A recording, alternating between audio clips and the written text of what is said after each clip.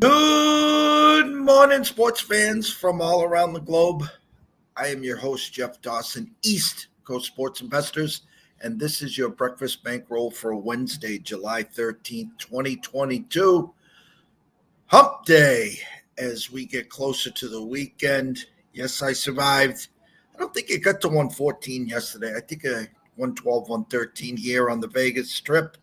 The hottest that I've been since I've been to Vegas during this time with the series of and some other stuff going on. But it's open time, the 150th at St. Andrews, and we're going to run back-to-back shows today. And first, of course, our good friend and special guest, B2B at Beating the Bookie from Florida, will be joining us, and we'll talk some Links golf this weekend. So without further ado, let's bring him in, the one and only B2B.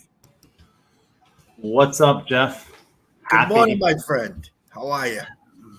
Pretty good, back-to-back weeks coming on the show. Just getting ready for the British Open. You got the 114 degrees out in Vegas, but with no humidity. I'd say it's probably hotter here when it's 95 with 100% humidity. So the no humidity out there is the key. It just feels like you're opening an oven onto your face, If they had humidity in Vegas, it would be the worst place probably to live on Earth, but dry heat, not too bad. You're 100%. We usually get that 2 to 3 week stretch back home in Boston area, 95 with 100% humidity. I come out here during this time, and you're right. You open the door, it's like into an oven. It's the hottest I've ever been in so far coming out here. And the last 2 days, it's been pretty bad. But, instead of 8, 9, 10 miles, I'm averaging 7.1 miles a day. So I'm shedding the pounds, Rob. You'd be proud of me. Yeah, Vegas is one of my favorite places to get my steps in. I got 30,000 there before, so that's my record. I don't know how many miles that was, probably like 13, but it's one of my favorite places to get steps in. So especially, you can't really complain.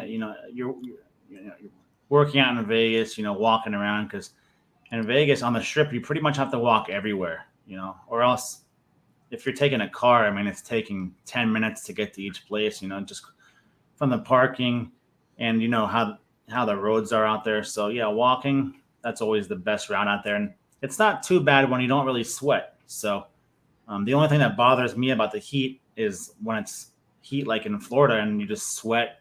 You're literally, I step outside of my house right now and in 20 seconds I'll start, sweating. And that's from doing no exercise at all. So that's, the dry heat in Vegas is much preferred to this.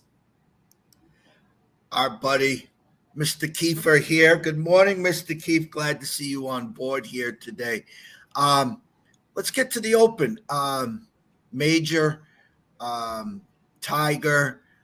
There's a million headlines here. We don't even have to bring up the three initials this week about that other tour. All the big dogs are here. Initial thoughts outside looking in before we dig into the numbers itself. How you feeling about the Open this weekend? Well, we're expecting, decent weather. So I think we'll have a low score. I'll win it. Not sure we'll have I believe Tiger has the record at St. Andrews, 19 under. Not sure we'll see that, but I think the winner could be like 15, maybe 16 under. St. Andrews is one of the St. Andrews is in a tough spot because they don't have they don't have the area to like expand holes, lengthen holes, make holes more difficult, make the course play more difficult. So the better the technology gets, the better the club gets, the clubs get, the equipment. It just takes a toll, takes an effect on the club because they can't really do anything to make it any harder. So I think we'll see a low score win, and I'm looking forward to it. I don't want to have an event that's ruined by weather like we've seen so many times on tour like this past year. Even the Barbasol this past weekend, they had weather delays nearly every day. Guys played like over 30 holes on the final day. So hopefully we have no delays, no weather delays. And it's the tournaments in Europe are always my favorite because I'm an early riser.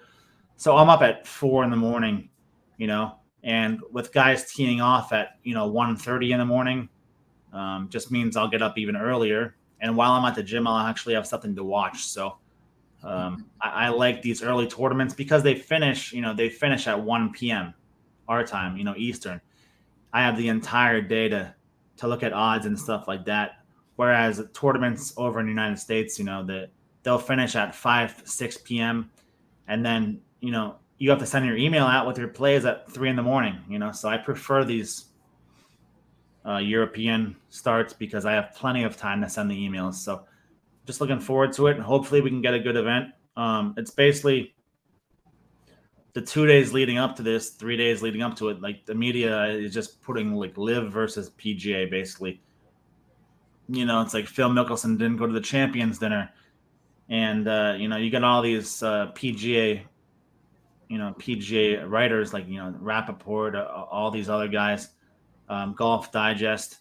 They're just taking every shot they can at, the Live Tour, the Live players, stuff like that. So been some interesting developments this week with like Department of Justice looking into investigating the PGA. All of this stuff could have been avoided. So we'll just have to see where it goes from here. I think it'll be interesting if a guy from Live wins it for sure. We'll just, we're in for an interesting week, and we'll see if maybe one of the Live guys can get it done. I keep hearing have the Golf Channel on one of the TVs in the suite, and one of the guys specifically keeps talking about how firm and fast this course is going to be this week, and he's not favoring the bombers. He thinks the guys that can keep it straight, they can keep it in the fairways. Now the fairways, of course, are as huge as we know, but with that, you're not going to, it sounds like, you're not going to get those 20, 30, 40 mile an hour winds that, you just, as we have seen in these courses. Are you focusing in on the iron play? I mean, the bombers, I remember one of the Opens way back, Tiger didn't even have a driver in his bag, and I think he won the tournament by 4, 5 shots. So how are you pulling back the onions here today on this? Is it more irons and accuracy, or how do you approach, Rob? Well, it's going to be windy for sure. It's always going to be windy here. I think people always overestimate the wind, but it's definitely going to be windy. I just saw Colin Morikawa switched out his 5-wood, which to use last year, for a 2-iron. That's how firm the turf is playing. So I think guys are going to just, they're going to hit more stingers. They're not going to – I don't think we're going to see Bryson DeChambeau, tee it up super high and just swing for the heavens, with the huge trajectory that he has. I think guys are going to flight the ball much lower. So it favors the guys who can hit those stingers, who are very good iron players. obviously in 2022, I mean, if you're playing at the British Open, all these guys can play every shot possible, really, no matter what their skill level is. So it just comes down to what clubs they have in the bag. So I assume a lot of guys will be taking the woods out of their bag and replacing them with irons. And it's going to be like I said, it's going to be an interesting week. We see a lot of people overreact for like potential wind sometimes, and then we see the wind comes and it's like nothing like they expected. So that's the best thing about St. Andrews is literally like the wind can change minute to minute. It can change directions minute to minute. So guys just they really don't know what they're going to get until they get out on that course. So, but I do expect a lot of guys to be ditching those woods this week and using a lot of irons, which they're all good at. So I mean, any of these guys can hit irons. You obviously have some guys that are better at hitting irons, like Ram, Morikawa, um, Kepka, and stuff. So I think it definitely favors the iron players a little more. But all of these guys, when it comes down to it, are good at hitting irons. All right, so let's dig in here. I know from having you on the show in the past, you've been less on the outrights, more on the first round leaders to start. But do you have a couple that you can share with us on the outright market, or is it strictly you're going to start by digging into the first round leaders? Yeah, I'm actually playing a few. I'm playing a few of the. Let me pull it up. There's a couple outrights I'm playing. I'm not really playing many, but a couple of them are. Um, I'm taking Dustin Johnson, 35-1, because he's been playing. He's been playing well, and the two courses that they've played the live events on have been hard courses, right? Like uh, the club in London was a tough club. Lots of rough, lots of conditions, and the club they just played out in Oregon a couple weeks ago. That was another tough coastal course. Windy, kind of cooler, rainy sometimes, and I think that's kind of like similar weather like we could see at St. Andrews. So he's been playing well. So I like Dustin Johnson 35-1. I like another live golfer right here, Bryson DeChambeau 100-1. If I told you like Bryson DeChambeau won the British Open a week from now, I don't think anybody would be surprised. I mean, he definitely has that potential. He's a major champion before, and he hasn't. He started playing better last week. I mean, a couple weeks ago, and that live in Portland. But the problem was before he only played poor before because he was injured. Right, he got hand surgery, wrist surgery. So I think he's much improved now. So I like DeChambeau at those odds of 100-1. I mean, that's the best odds you're going to get on Bryson DeChambeau ever, really, to win. And Colin Morikawa at 30-1. There's a lot of value there, because seemingly, when guys kind of start, performing a little poor in some tournaments, nobody falls like down the odds board faster than him for some reason, right? Like, I mean, people always forget about Morikawa, and it seems like any of the times I've forgotten about Morikawa, that's when he comes and he wins it, and I'm like, damn, I can't believe. Like last year, I was like, oh, I can't believe I forgot I didn't bet Colin Morikawa at 33-1 or whatever he was last year. How did I miss that? And I ended up getting second place, So I'm not going to underestimate Morikawa in a major pretty much ever again. So DJ Morikawa, DeChambeau, those are just three of the guys that I do like. So going into late today, I guess the first round leaders, whether early tee offs, afternoon tee offs, how'd you get into your first round leaders for today? Well, I mean, it's going to be pretty windy, like for everybody generally there, and the wind will pick up like throughout the day. But we've been seeing a lot of the times like the weather here is really unpredictable, right? Like I said, it can change from 5 minutes to 5 minutes. I think Tiger said this week that when he won here and the last time he won, like he was playing into the wind the entire time, right?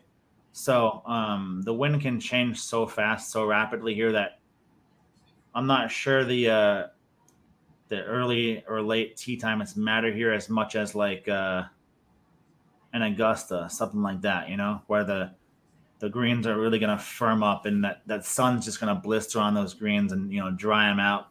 I don't think it matters here as much because it should stay like the green should stay like a little moister and stuff. So, um, the weather always factors in, but you have like you're not going to see a guy that plays with favorable conditions that's like a no name that's going to probably be like a round leader. So, whenever you can go with the guys like Fitzpatrick, Schauffele, Morikawa, DJ for first round leaders, you always got to do that. I'm not going to play Rory at Rory's first round leaders odds are like just insane.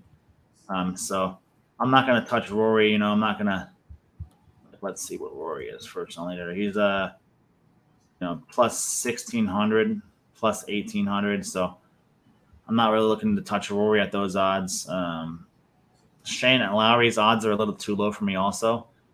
Scotty Scheffler, I don't. It's tough to like know what. I mean, he's been obviously he's the golfer of the year this year, but it's tough. It's tough to know what he's going to do here. I think this is more of like a course for the experienced golfer. Experience really pays here, where guys know the game plan, like how to play the course and stuff. Guys planning out ahead of time, how to play the course. There's those guys that just when they're first playing these courses, they're just going to hit the ball, right? And just wherever it lands, they're going to take their second shot from there.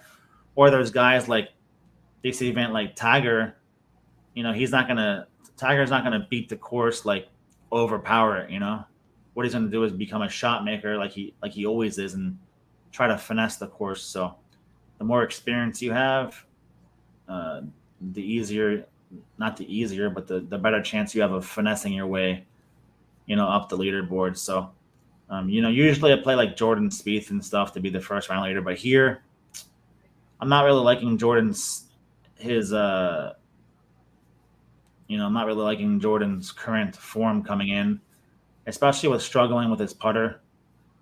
This is not the a great place to struggle with your putter because some of these guys will be putting it from the fairway, like from 40 yards out. So it's not the place to come in where you're struggling, putting. But yeah, I think, Colin Morikawa, I think Tony Finau could surprise some people here.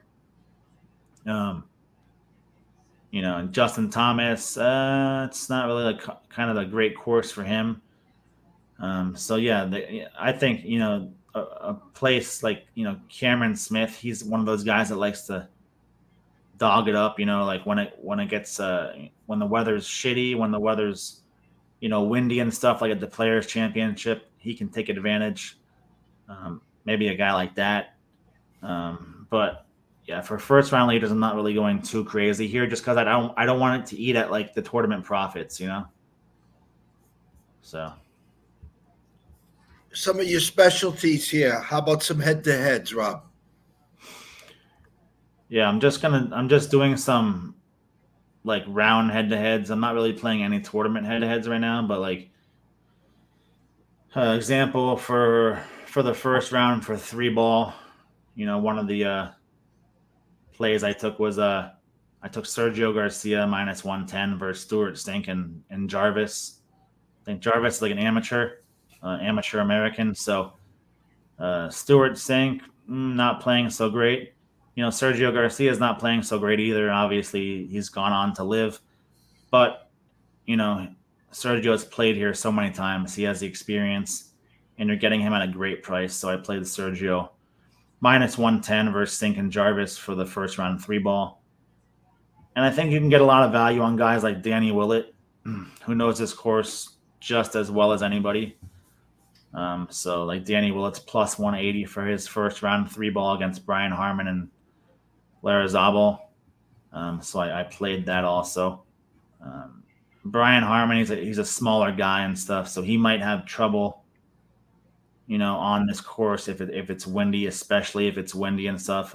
We've seen him struggle in high winds, whereas Danny Willett, he's used to playing in this. So just looking for some matchups for those two for the first round. But Yeah, if we go like tournament matchups, like I said, the problem with tournament matchups is like every site has something different, right? So if I just go to the tournament matchups right now, I'll go look on like Data Golf.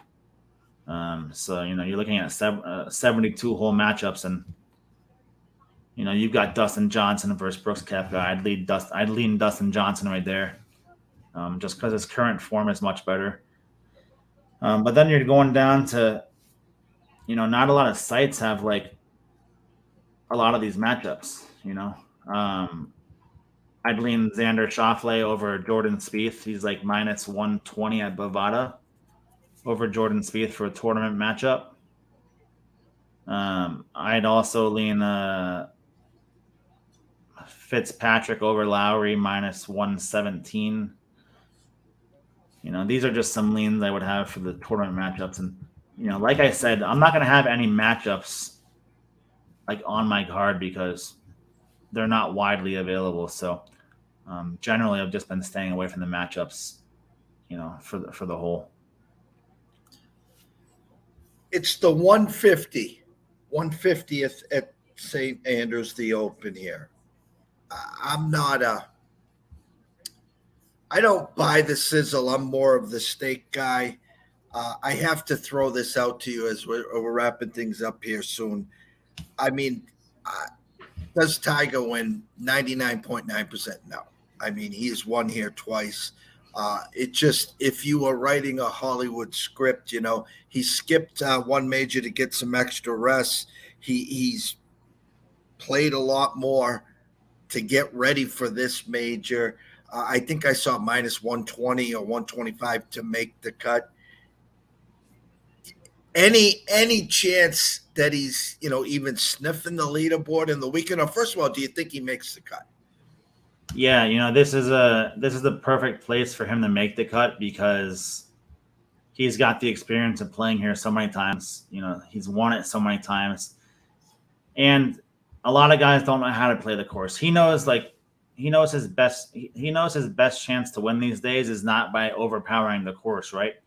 He's not going to go out there and drive it like he used to, hit the irons like so far like he used to. But what he's going to do is going to go out there and he's going to finesse his way, to the top of the leaderboard.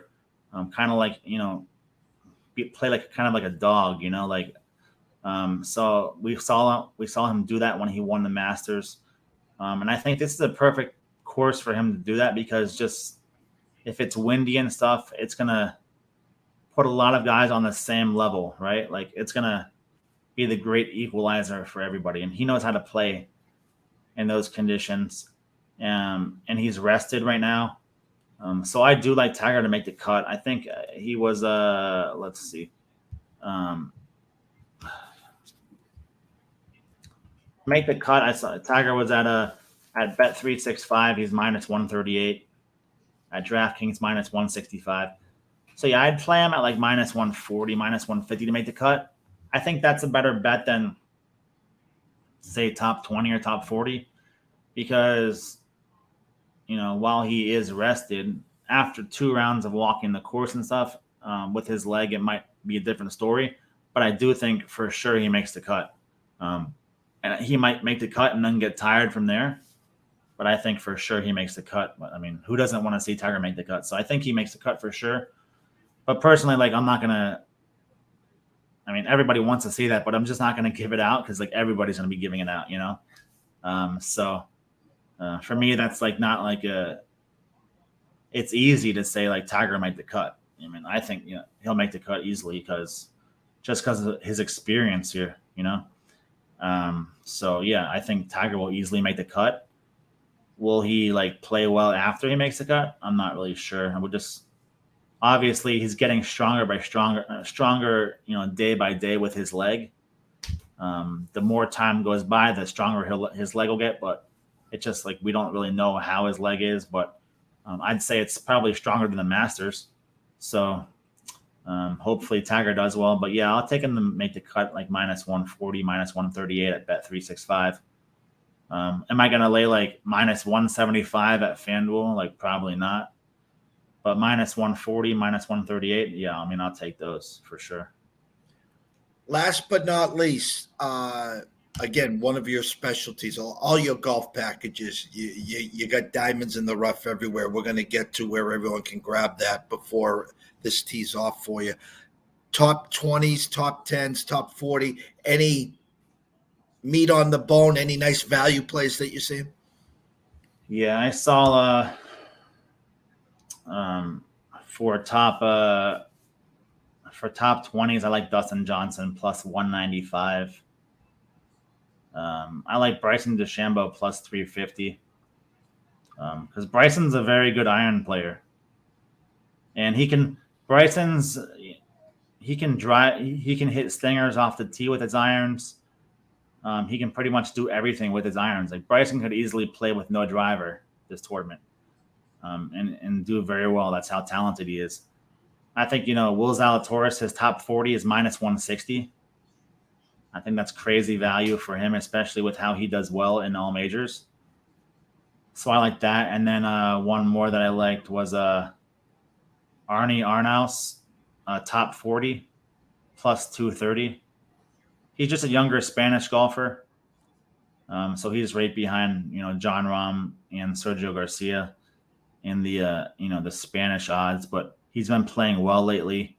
He beat John at the, I think it was the PGA Championship or the U.S. Open. He beat John. He played well last week at the Scottish Open. He beat Rahm again, actually. So he's playing well. He's a young kid. And his form, he's used to this kind of golf, this link style golf as he plays in Europe. So Arnie Arnaus, top 40 plus 230. Rob, tell everyone where they can get your packages, please. Yeah, all my packages are on my site, beatenthebookie.com. Just like you see it spelled right here, there's no G in beaten. It's just beatenthebookie.com. I have my golf packages, my soccer, baseball, football, pretty much everything else is on site. We also have like tips and stuff, like how to bet on site and stuff. But yeah, everything's there. I stopped selling the golf though once the tournament begins. I stopped selling the package for that week. So to get this week's tournament, you have to be signed up by like 1 a.m. Eastern on tonight because it tees off at like 2 o'clock. So like I said, once the tournament begins, I stop signups. But yeah, you can find everything on my site. I give out a lot of free plays too. I did the Stripe Show podcast yesterday with Travis Fulton. The video is on my page. I gave out like 5 free plays for that. So yeah, you can get a lot of free plays. Even if you don't buy, there's lots of free plays on the site and stuff. So make sure you check those out. The one, the only, B2B at Beaten the Bookie on Twitter. Again, go to his website, reach out before 1 a.m. Eastern to get the package for the weekend. The guy just absolute legend, crushes it. Follow him on Twitter. A lot of free plays, a huge following there, Rob. We can't thank you enough, and we'll wish you nothing but the best this week. And as we get closer to football, we'll hopefully be doing some shows weekly. We'll be talking some college and NFL, get some over-unders again, get some we already talked about the Bills. I'm already locked and loaded on the Bills, so can't wait, my brother. Yeah, enjoy Vegas. Good luck at the Open also. And just have fun. Try to stay cool in that heat. We will do our best. And the one and only Rob at Beaten the Bookie, a.k.a. B2B. Follow myself, Jeff Dawson, at EC Sports Invest. Don't forget, guys, this is not a tournament where you wake up tomorrow morning and you say, oh, I got to get my plays in. You got to get them in this afternoon, early this evening. When the clock strikes midnight, it's too late. So everyone, enjoy the day, behave, stay hydrated, and best of luck with all the plays. Let's cash some tickets, and we will see you soon. See you later. Thanks. Thank you, Rob. No problem.